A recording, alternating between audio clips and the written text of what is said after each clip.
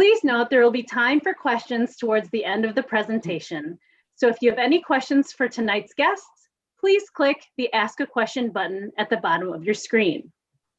Please note that you may need to exit out of the full screen view in order to see the Ask a Question button. This session will be recorded and posted on our LUM Learning Consortium's past event recordings page in 2 to 3 business days. Now, please welcome our moderator for today's session, Kathy Hansen, Vice President of Institutional Advancement. Thank you, Anne, and welcome and thanks to all of you for joining us today for the May episode of St. Ben's at Home. This is the final episode in our spring series, so stay tuned at the very end so that you can hear a little more about what's in store for upcoming episodes. Now, this year, as you know, we've been framing our episodes around the theme of what it means to be a college for women. And last fall, we took a look at how that's lived out on the St. Ben's campus. This spring, we're taking a look at how what we do at St. Ben's may provide useful insights and supports for all of you in your own lives. We've been asking voices from around campus and from our alumni to reflect on some of these issues and what they mean for women. And don't forget that you can watch previous episodes of St. Ben's at Home from the Alumni Relations website. Now tonight, it's a pleasure to announce that we're talking about women in technology. We're excited to be able to spend this last episode really talking about something that has such an impact on our day-to-day lives. In fact, not just day-to-day, but minute-to-minute lives. And we're approaching it with a special St. Ben's focus. So we're looking at not only how we are preparing women at St. Ben's for careers in technology, but also looking at how women in technology are shaping our experiences with technology and how they're changing the industry. Now, as usual, I have a little bit of a homework assignment for you that you can do while you are listening to the episode. I would love to hear from every one of you what is the technology. Let me say this again. What is the technological advancement that you're most looking forward to? What's the technological advancement that you're most looking forward to? And I get dibs on jetpack because I feel like I was promised one by now. And so I'm going with jetpack. Use the comments section to answer that question, and we'll refer back to your responses later on in the program. Now tonight, we're really excited to welcome 3, eventually, special guests to St. Ben's at Home. First, we have Sandy Geyser Martin, who's a math major from the class of '87. She's currently the Director of Information Technology at Thomson Reuters. We also welcome Bob Hess, who's Associate Professor of Mathematics and co-coordinator of the brand new minor in Data Analytics that we'll be talking about later on in this program.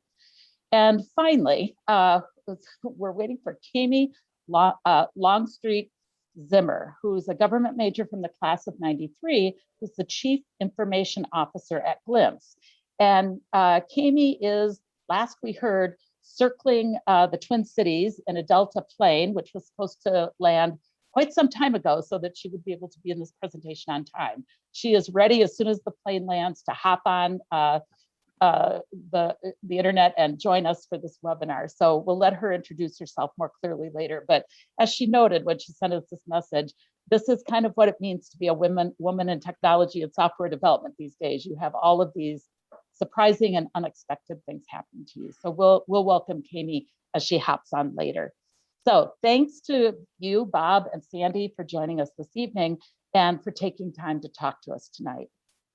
So first, I would like to have each of you introduce yourself just a little bit more fully to the audience. So Sandy, why don't you start?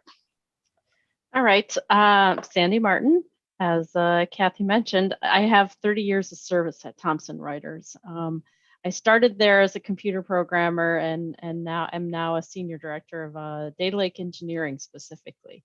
I started as a programmer and I went through a mix of operating systems, languages, programming paradigms, and software development paradigms. So all the way from let's just write code to agile, if you've heard of that.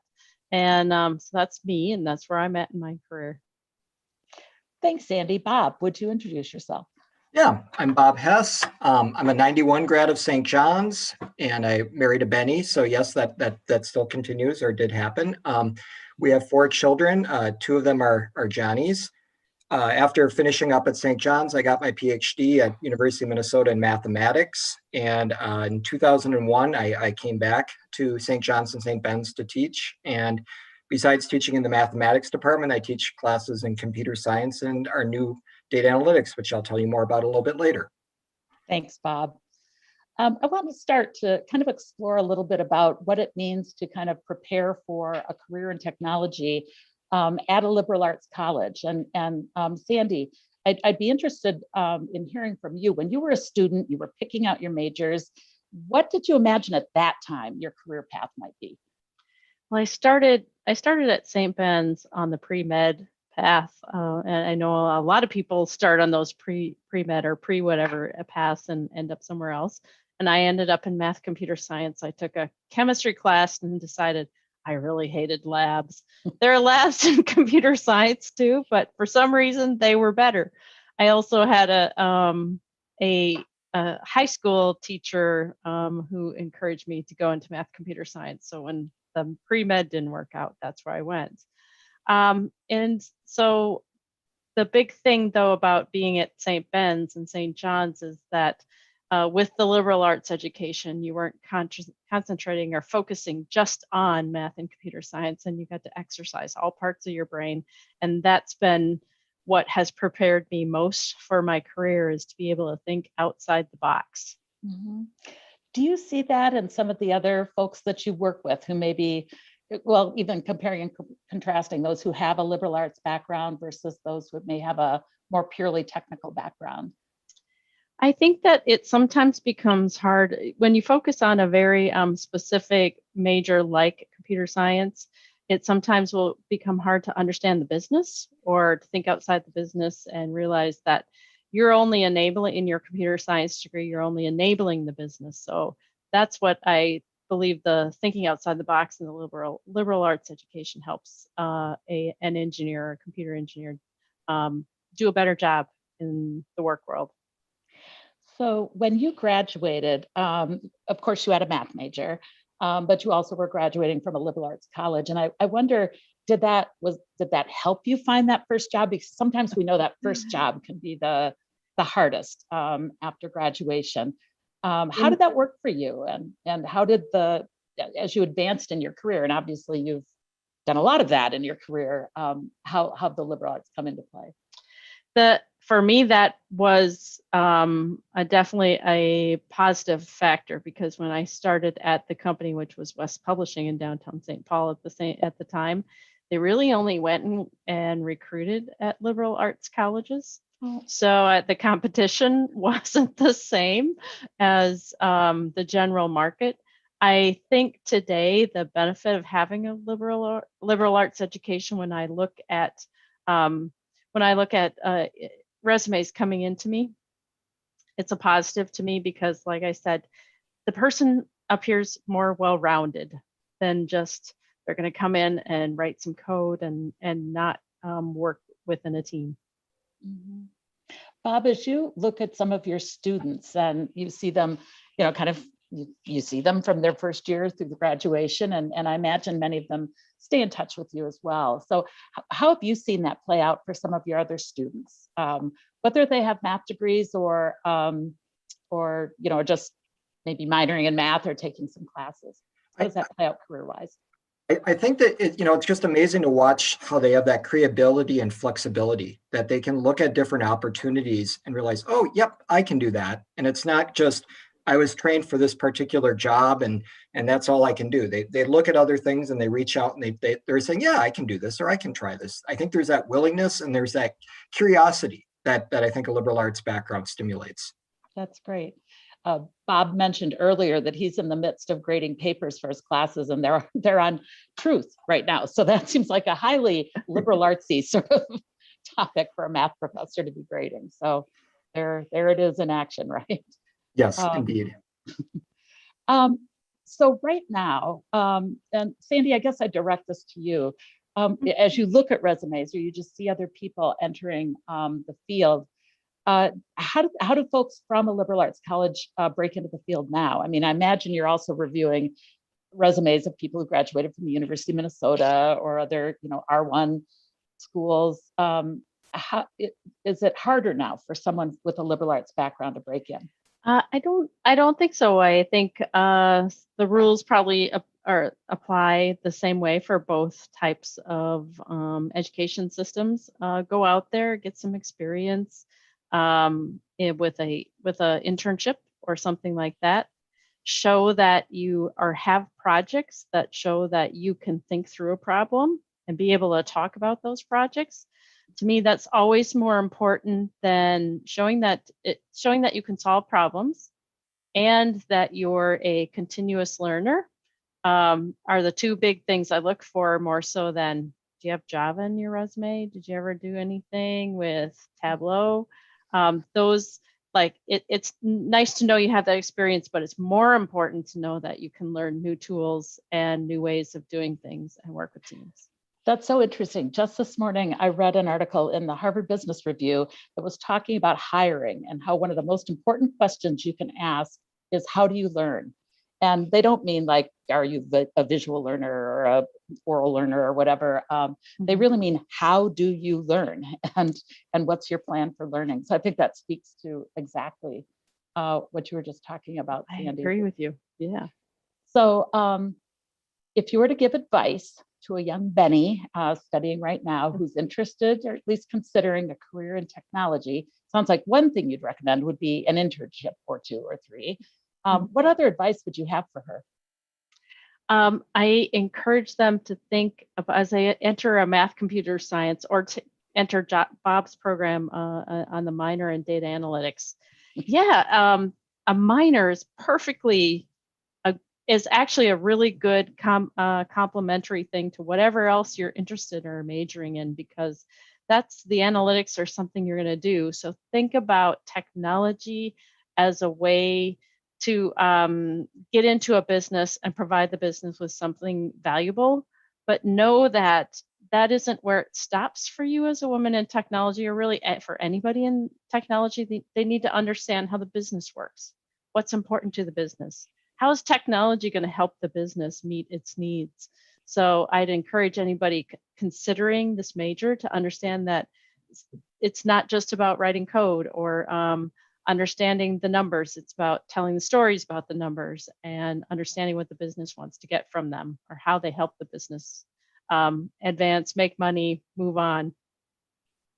That's I love that idea of the data telling us a story, right? And that also seems like an area where the liberal arts may, have an edge in kind of equipping you. And I know, as someone who's not a technology professional, that's when the data comes to life for me, is when I can say, what does this mean? What is this all about? What is it telling us? So that's great. And I think that's a perfect segue to talking with Bob about the new data analytics minor. So Bob, just tell us more about it and what it offers students. Great. Thanks for the pitch, Sandy. I appreciate that. I'll pay you later. I do appreciate that. All right. But we were very mindful, and a couple of things that both Kathy and Sandy brought up I think are really relevant.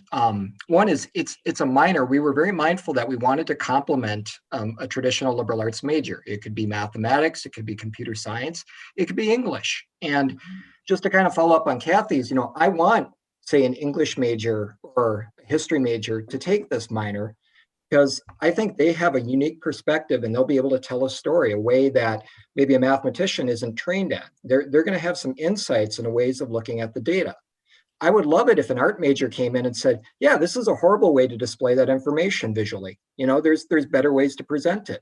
So what we were very purposeful or mindful of in creating this is 3 very small kind of classes that build, that are the quote data classes.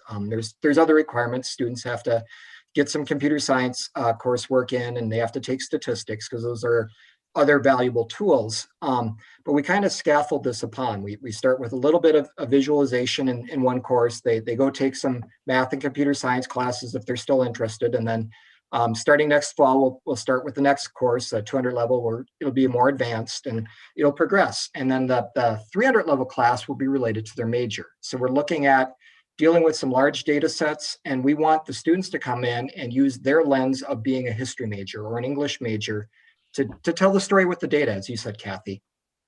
Well, so I don't mean to put you on the spot, but what No. might be an example of how a history major or an English major, the kind of project that they might do in that 300 level course?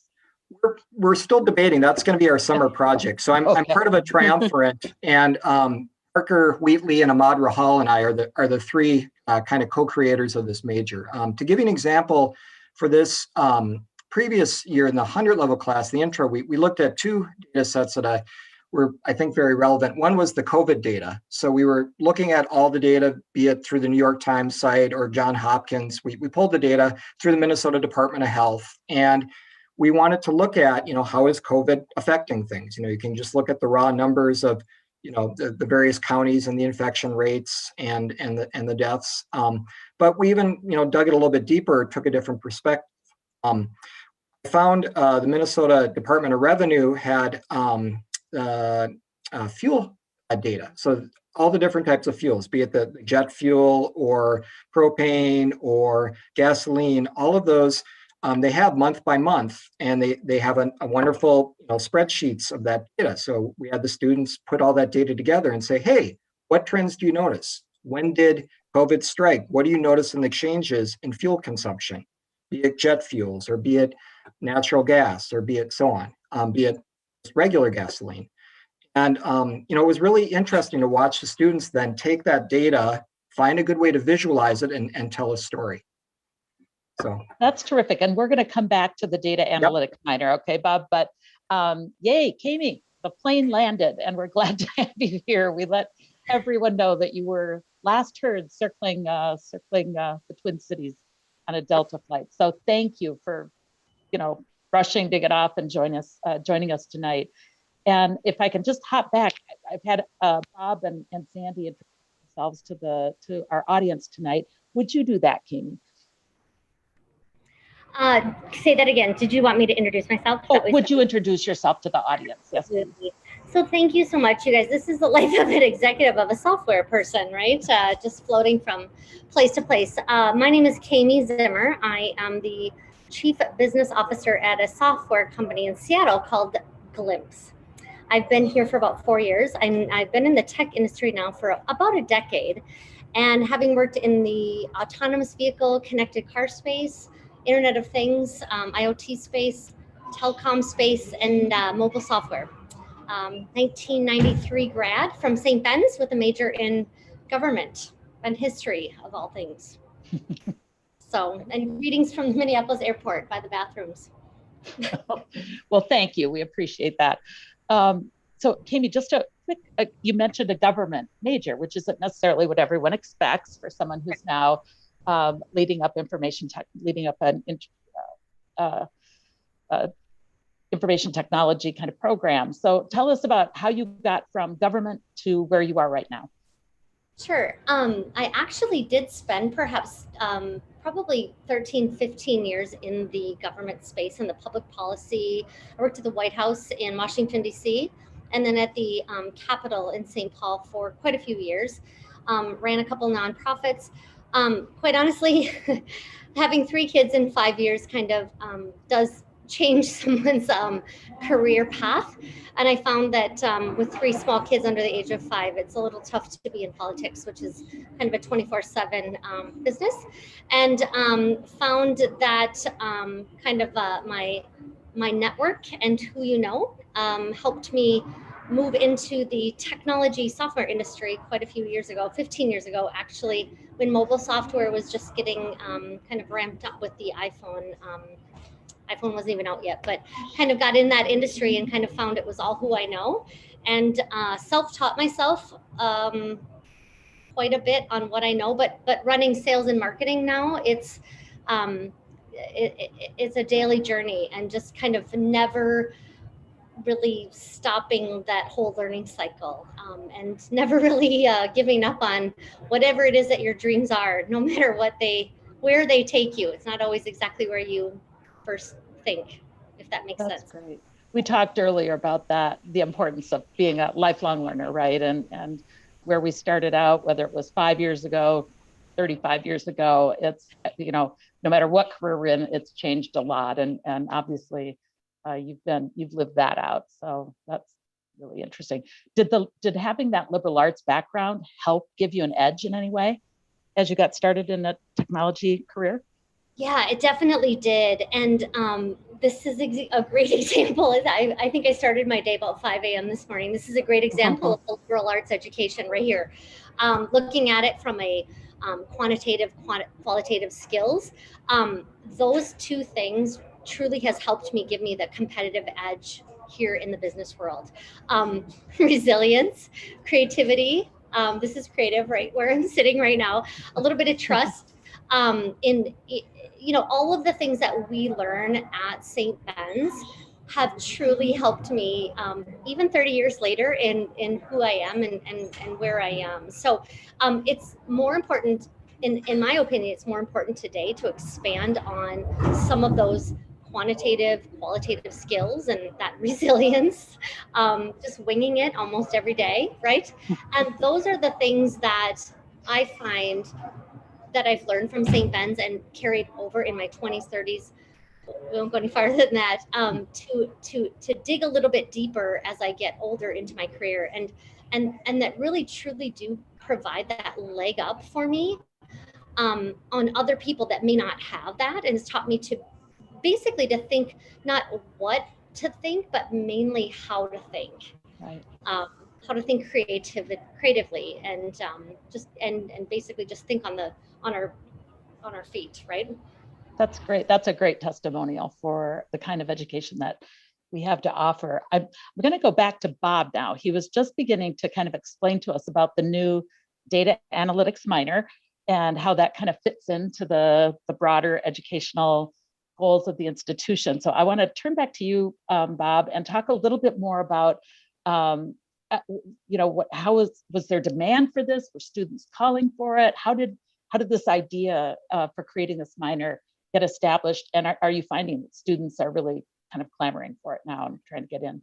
Well, I'll answer the last question first. Yes, there's high demand. It's I get emails from students daily saying, can I fit it in? I'm a senior and I'd like to still do all, so yeah, we're constantly getting requests to try to, work it into their program. So yep, definitely. The genesis was probably about 4 years ago. A number of us in different departments just started seeing this. I don't know when, the phrase big data, data analytics, data science, when that all kind of came, but, we started seeing these things in the literature. We're all reading this and going, yeah, I think this is something we can do. And like I mentioned, Parker Wheatley came up to me and said, I think a bunch of us should get together and start talking about this and maybe start looking at what we could do at St. John's, St. Ben's. And, when I don't look at a program and say, yep, I want to do it. I want to see how can we do it, St. John's and St. Ben's, and how can we, if we're going to do something like this, I want to be convinced we can do a better job than other schools. And I think this is a program that liberal arts colleges can exceed in, and we can do a very good job because any school in some sense can teach the details of Tableau or SQL, or as my colleague Ahmad will say, SQL. He's adamant that it should be said that way. We'll have that debate later, but Sandy knows what I'm talking about. But can we get them can we have students that will tell the story? Can we have the students that'll, look at the data and look at it in a slightly different perspective? And so that kind of started about 4 or 5 years ago. We started having meetings with a large group of people throughout the curriculum, accounting, one of my colleagues who's a stats professor, environmental studies, poli-sci, so just the whole gamut. And we realized, yeah, I think this is something we could do. We realized, each of us had a class or two that had some data in it or would be lend itself well to including data. So that started the process. And then, it might sound really slow, but, in lightning speed, about 2 years ago, we got together a proposal for a minor, and it went through all the committees in, like 6 months, which in academia is amazing. So I'll just leave it at that. No, that's true. That is really true. The change tends to come at kind of a glacial pace at times. So good for you for getting that through, and good for you for kind of building a broad coalition, right, among the faculty from all these different areas, from the humanities as well as STEM fields as well. So that's really cool. I wonder, beyond the data analytics kind of minor, what else is going on that happens at St. Ben's that helps prepare women for tech careers, whether it's in the classroom or outside the classroom? I mean, a lot of things. One thing I think that's really nice that, it's kind of hard with COVID this year is that the math department is entirely at St. Ben's now. We had a split department. Computer science moved over from St. John's to St. Ben's. And what I really appreciate is that I think the presidents, starting back with Mary Ann Benninger, were very mindful and said, we want to have a presence and we want women to say that, St. Ben's is a place for them to do math and science. And I think a physical presence is what better way to do it than that? I could go into details about numbers, but to me, I think that was a really good idea. And I think it's really mindful and I appreciate it. Are there like co-curricular groups, student groups that focus on this in some way? And what do they do? What are they all about? There are a number of groups that students participate in. We have the Claire Booth Luce Scholars is one particular group of people that have really appreciate the computer science piece of it. And being scholars, they've been working on both programming problems, but I worked with some students that are doing data problems. We had some last summer that worked on some internal data with the schools, that admissions data, to look at that and look at trends there. So yeah, there's all those pieces. Can you give just a quick summary? Claire Booth Luce Scholar, who awards that? Do you choose those scholars? Oh, no. The foundation choose them? And what exactly comes with being named a scholar? Now you're putting me on the spot, and I don't, of course, remember all the details, but that's part of the program. The admissions folk would be happy to share that information with prospective St. Ben students interested in majoring in computer science or mathematics.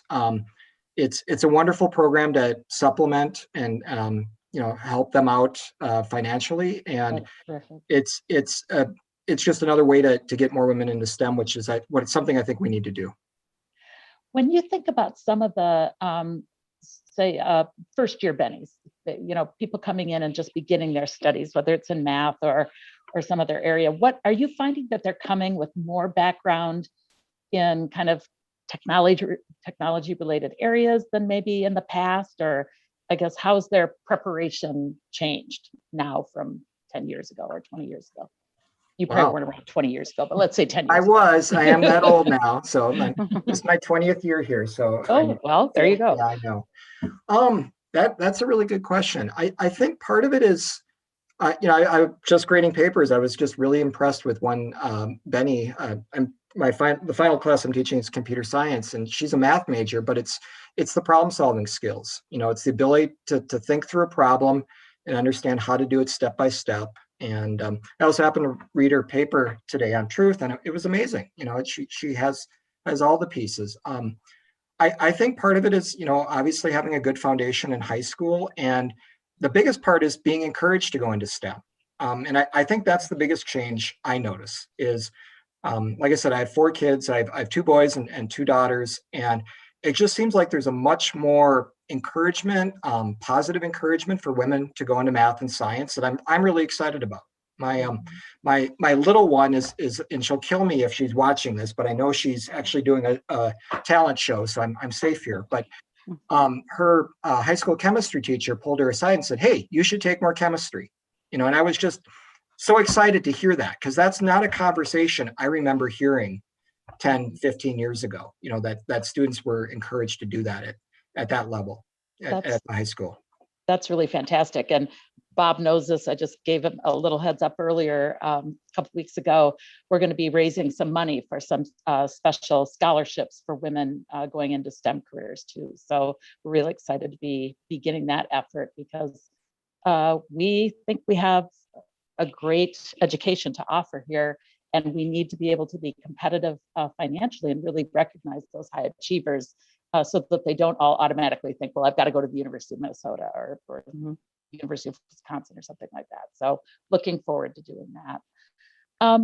You know, Kami, why don't I'd love to hear from you a little bit about maybe your ideas, your thoughts about the skills that women can kind of bring to the table that will help them be successful in a career in technology. Gosh, you know, it's been interesting looking at it from what I was trained to do originally in college versus now this exciting industry where it's so different from what I knew at my beginning of my career. But what I find interesting and the skill set is really starting to ask yourself some things like who you are and what your strengths are, right? And it doesn't matter if I think many people that are going into the tech industry now have that's what they train to do, right? And many of us don't, and many of us fall into this very unexpectedly. But those skill sets remain true. It maybe not be all about coding because I'm not a coder by any means. I'm in sales and I run marketing and sales, but all of my sales and marketing experiences in the software tech industry have everything to do with the same as policy or history or whatever it is that we studied at St. Ben's. And many of them have to do with being, like I said before, being resilient, being creative, being trustworthy to make it on time, which I didn't tonight because of the plane, but really about working hard. And as I look at raising my own 3 kids, and I hope that they go into this industry as well too, like Bob mentioned, I truly love this industry so much. But when we look at it, what I think separates us and my children as well going in, because they go to a liberal arts school as well too, is that hardworking ability to work together as a group.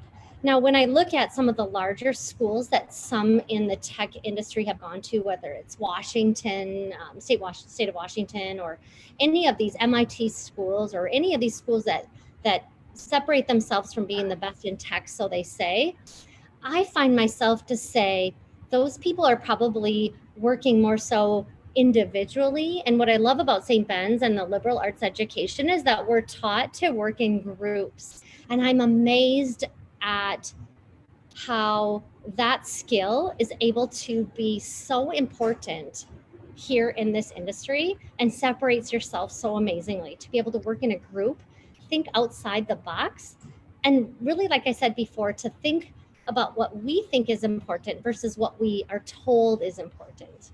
And that is, even today, being in Chicago where I was, that was just key to look at another person that works for me and say, you also went to a liberal arts education years ago. What we really need at this company is not that box thinking, it's outside the box thinking. And that was what both of us, I don't even know what college he went to. It was like St. Francis. I don't know what that means, but it was a liberal arts college. And I looked at him, I said, that's what I love about you.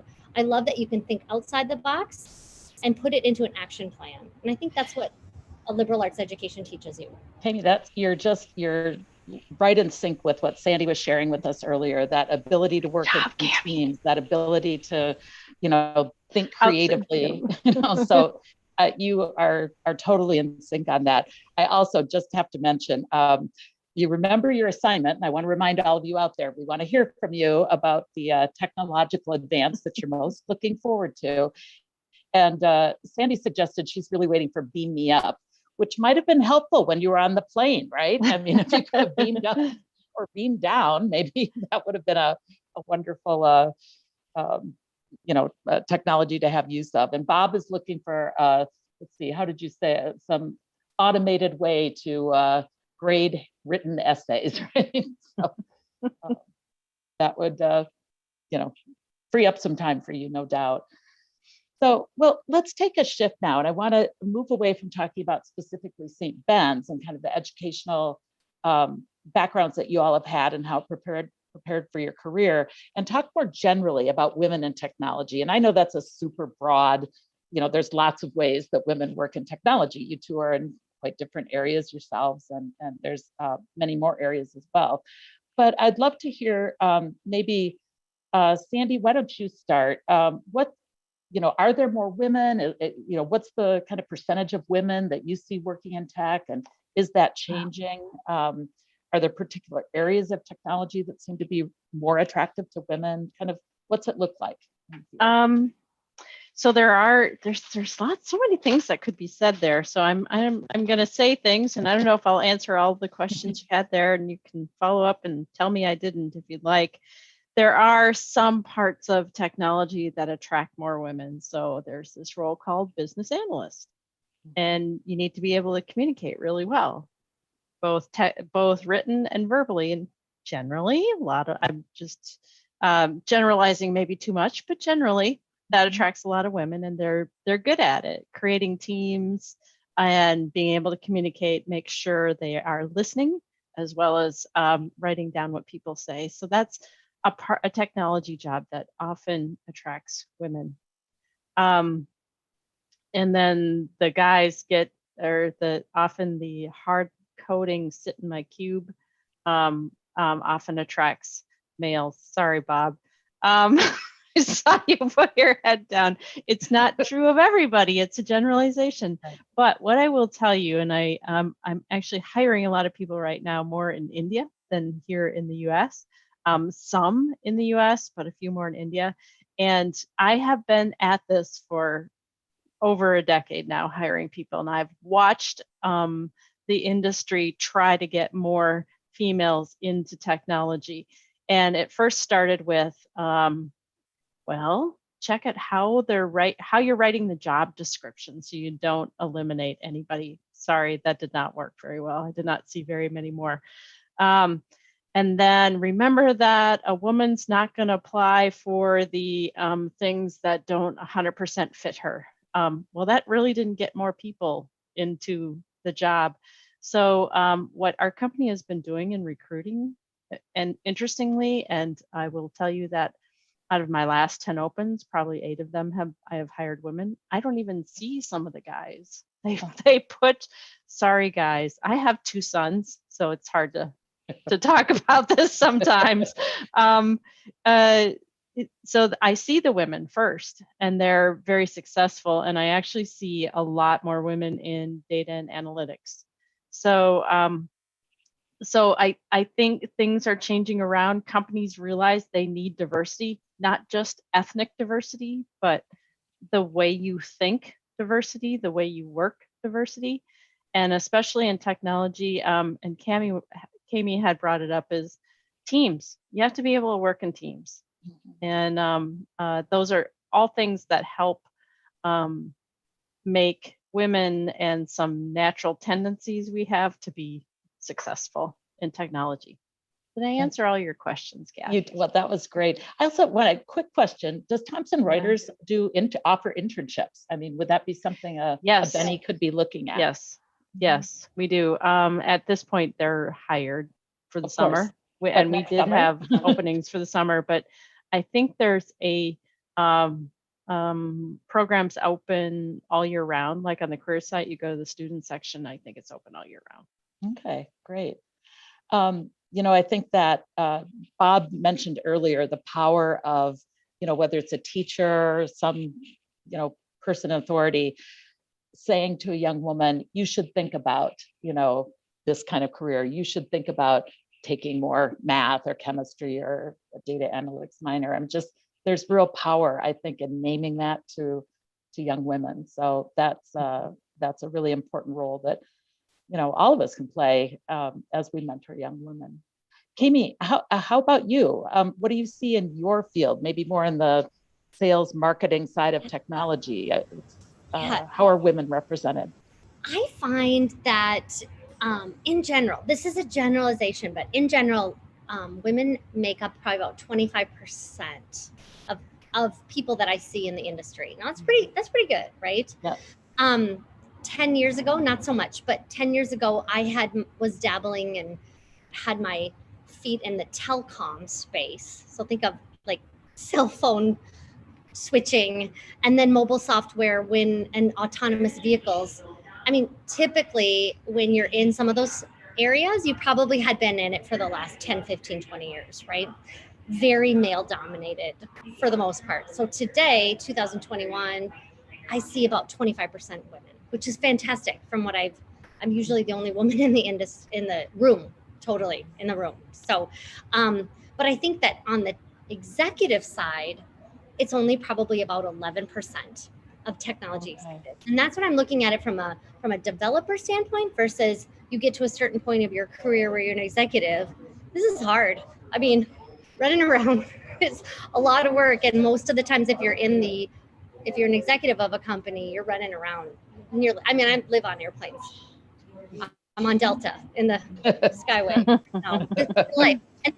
And it's really tough. I have 3 kids, right? So it's really tough. So to probably about 11% of the executives, but I am seeing more and more having, like you said, Sandy, I have a 20-year-old, an 18-year-old, and a 15-year-old. And my 2 boys are my oldest. And watching them and their friends in the data analytics industry or the software industry, I'm seeing more and more women. It makes me very, very, very excited. So that gives me hope that that those numbers will only increase, if that makes sense. So sometimes I think it takes real intentional work. And Sandy, you were talking about very intentional strategies that Thomson Reuters was using to diversify the workforce by gender and other ways. I think there also need to be intentional strategies to kind of break into that C-suite level of leadership, right?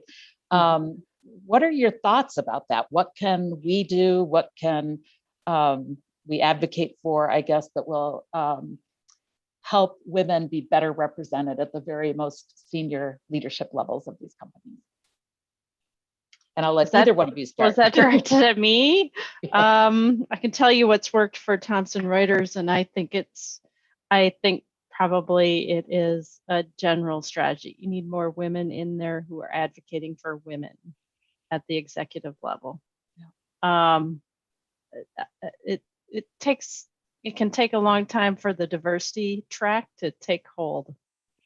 And so it has to be a thoughtful choice to put women into those positions. For instance, Thomson Reuters hired a COO in Switzerland, a woman. She hired a woman CIO, a woman head of data analytics, and a woman head of service.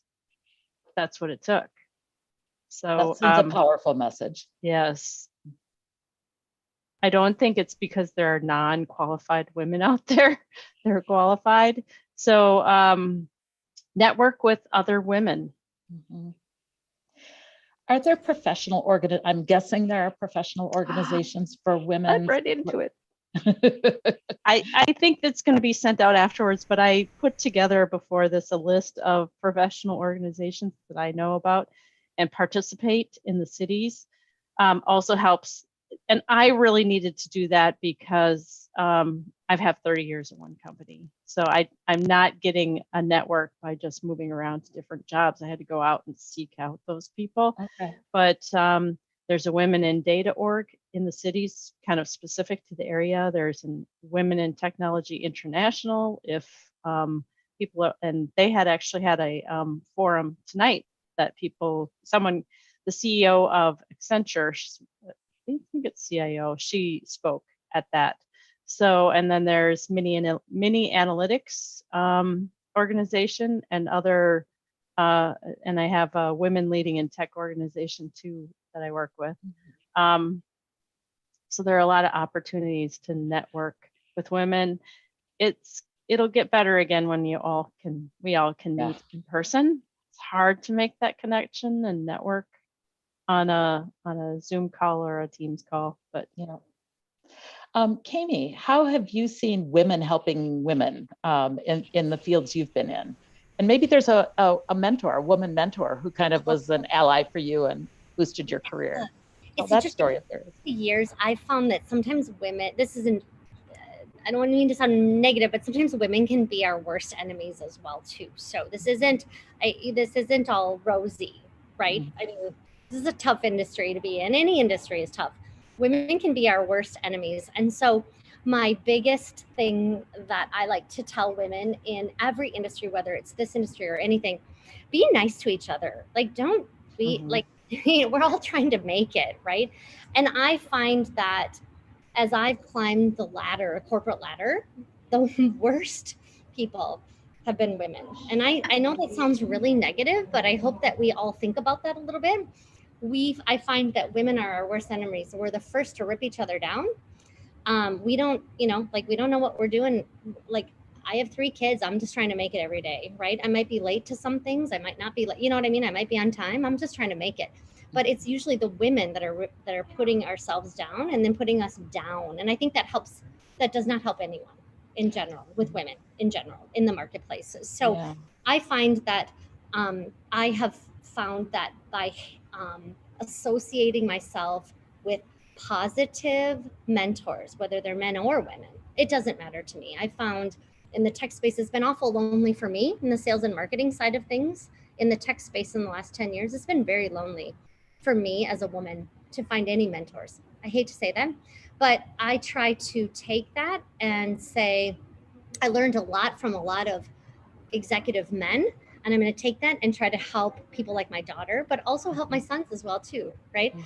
But trying to associate yourself and connect yourself with positive women. I think that's probably the key. Mhm. And in the tech space, it might be a little bit more better than maybe in some industries. I'm not sure I'm not quite sure about that, but I've only been in this space for the last 10 years. But we can also, like I said, be our own worst enemies. So find someone. I'm very happy to say, as I was getting on an airplane here, I don't know, 7 a.m. this morning, I found a St. Ben's grad that graduated this weekend. I had just helped her find a job.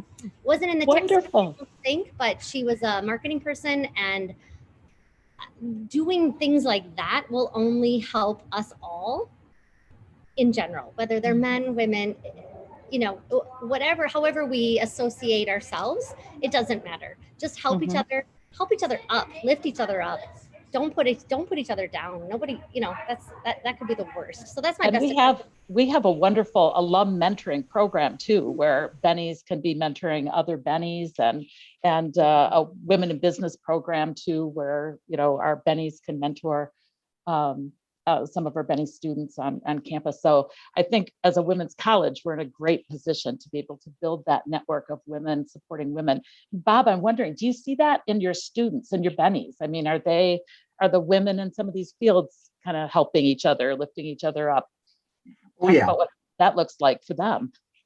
In multiple ways. I mean, the recent alums will come back and want to say, how can I help?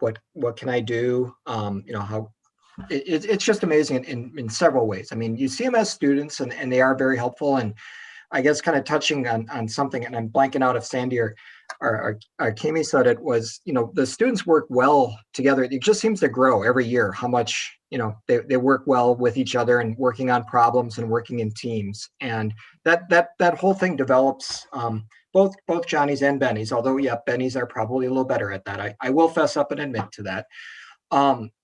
And it just kind of grows, there's a maturity there that they realize, yep, this is something we need to do, and kind of just continue it forward and pay it forward. So yeah, I I don't know how many examples you want, but yeah, No, it's definitely out there. That's great. I want to make sure we allow time for some of our questions. Oh my, this time is flying. But I want to have a quick question for all of you. Just taking kind of it's both a large look at technology, but also how it affects us on an individual kind of daily basis. I think about a couple issues that I think are interesting ethically and interesting from how we manage our own kind of online presence, that relates to data security and privacy, and also the growing presence of kind of artificial intelligence in our lives, probably in ways that we're not even fully kind of aware of. And this is a really general question, but I could hear kind of quickly from maybe all 3 of you. What should we, as non-professionals, assume we're all listening and we're non-professionals, what do we need to know about those issues so that we can kind of make best use of those tools in our daily lives, but also do it safely in some ways? So you can pick whether it's artificial intelligence, data privacy, whatever. Kami, how about you? Start. Okay, wow. So what I've noticed in all of this, I'm gonna go back to my political career, right? Because it's been very hard, just horribly on me to watch as we all, as a nation, kind of split apart in all ways. I blame a little bit of that on a lot of different things, but one of them is this artificial intelligence that we're seeing what we want to see in things. Right. So as a political wonk used to be, now in tech, I'm able to say, well, that makes sense because everything we do online, we're kind of looking and categorizing ourselves and putting ourselves in this box, shall we say, right? And then we only see and see things in that box, and then we tend to think that that's the only box out there. And so I think that when I look at this space and being in this space, it's really hard because we put ourselves out there and we like things and we say things and all of this type of thing. We have to really look at it from an aspect differently than just our little box. Does that make sense? And so we really being intentional about that is really important. And I want to just quickly do so because I think we'll probably have some questions from the audience. Sandy, any observations that you have about things we should be thinking about? I think Kami Stolman, I was going to bring up Netflix, The Social Dilemma, all that Right. stuff we got last year because we were stuck watching Netflix and Prime Video, but that was great. And the one I like to bring up, and I'm still trying to encourage my sons to do it too. There's a little online program called LastPass, or there are other tools too. Do you use that, Kami? Yeah. So it's a way you can generate safe, secure passwords that nobody will ever exist for your most important accounts. And we started using it a couple years ago, and it prevents two things. My husband being one place and saying, what was that password? How do I get into that account? And also prevents other people from getting into your accounts. So I'd encourage everyone to start using that. It's kind of a pain in the butt. Can't always type in your magical thing that you use everywhere, but it protects you. We'll get the name of that. And when we send out our follow-up information, we'll include that so everyone knows that. Bob, I'm going to end with you. Are we dealing with the ethical sides of some of these issues with our students? How does that? I mean, that's one piece we were mindful with the data analytics program is throughout the curriculum, it obviously ramps up, but students need to be aware of that piece of, where are they getting the data? How is the data collected? What's the bias in the data? It's part of again, it goes back to being liberally educated and being a critical, reviewer and understander of the knowledge. And, that's just something I think all of us as liberal arts alumni should be aware of and keep in mind and be mindful of. That's great. I'm glad that is permeating kind of all of what we're teaching here. And I'm going to turn it over to you right now to see if there are any questions from the audience. Yes, we do have some. First, we have a response to the question. So just a friendly reminder to the folks, what's the technological advancement you're most looking forward to? So if you do want to add that into the ask a question section, feel free to do that now. We have one comment about that. Mary from the class of 94 is looking forward to the bonus safety features in all of our transportation options. She said it's not fancy, but it would save a lot of lives. Great. And yes, absolutely. We do have a question also from your respective vantage points. What is the most interesting problem you're trying to solve through your work? It's a very broad question. Oh, Sandy, mine's more about revenue. So you work for a big company. Oh boy.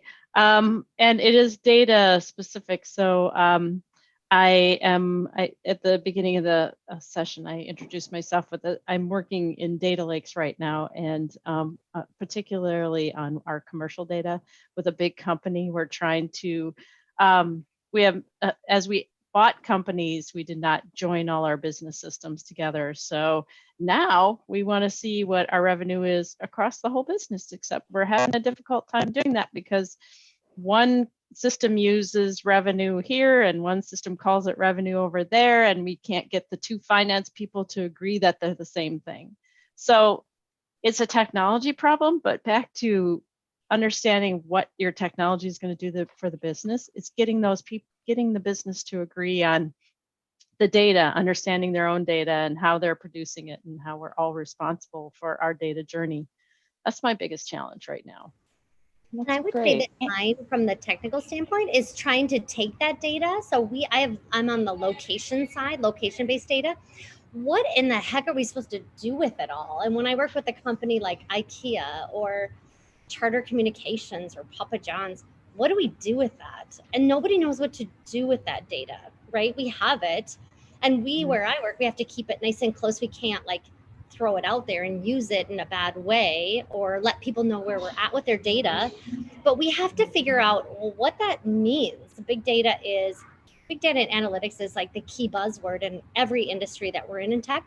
But what are we supposed to do with that in a safe and secure way? And I think that, especially with location data, that's really key, because we can't let people know where, especially anybody, it doesn't matter. We can't let people know where we're at if it's not safe, secure, Right. or it's a trusty thing. So what are we supposed to do with all this data now that we have it? That's great, Kimi. Anne, any more questions? Yeah, we have time for one final question. This one's interesting, from Mary again. Please share a good book to read or a podcast about being curious about tech issues. Do you all have any recommendations, or have I stumped you? What does it say about me that I avoid those books in my free time? Well, I do.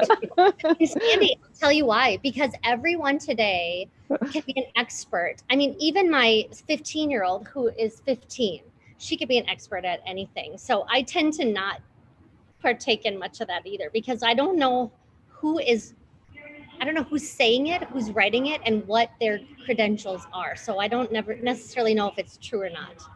And to be honest, when I am looking for, I read a lot of nonfiction, but it's usually on how do you get people to work together? Okay. How do you form teams? How do you deal with this particular issue? It might be the level I'm at. I manage a lot of people, but for me, those are the harder problems and the technology problems. So that's where I end up finding my reading material. Bob, do you have any recommendations? I mean, for data analytics, anything that Tufte writes for visualization is incredible. And I'm thinking he started with one. I think it's visual display of quantitative information, and he pulls up amazing stuff that's hundreds of years old. Like there's this one with Napoleon's march into Russia and the troops, and the visualization of how the attrition rate went. That's just phenomenal way of showing the information. And this is hundreds of years old. Or it's another picture of various railroads in France and how to get from Paris to Nice, for instance, and how to do that in a day, and looking at it, and the visual way he did, he shows these things, and here's a good one, or here's a bad one. And it's quote a classic that and I think anything he writes, I think he has 4 or 5 books now, but that one just kind of stuns me of, wow, this is a really good way to convey that information. And can you say his name again and spell it? The last name? Tufte, Edward Tufte. Okay. And we'll send that name out too for everybody in the link. So anyway, we have come to the end of our time together. This went really quickly. It was fascinating talking with all 3 of you. Kimi, Bob, Sandy, thank you so much for being with us tonight and for wrapping up our season of St. Ben's at Home in such an interesting and compelling way. So with that, thanks to all of our listeners. We thank you for joining in tonight. Please stay on after we sign off, and you will hear from Anne Simigill, who will share with you information about what's coming up with St. Ben's at Home. So thank you, everybody, and good night. Yes, thank you again, Sandy, Bob, and Kimi.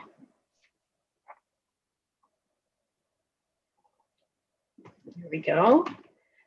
Thank you for joining us again tonight this evening. Audience, you can share additional questions or comments on tonight's episode through the evaluation form that will be emailed to you by the Alumni Relations team.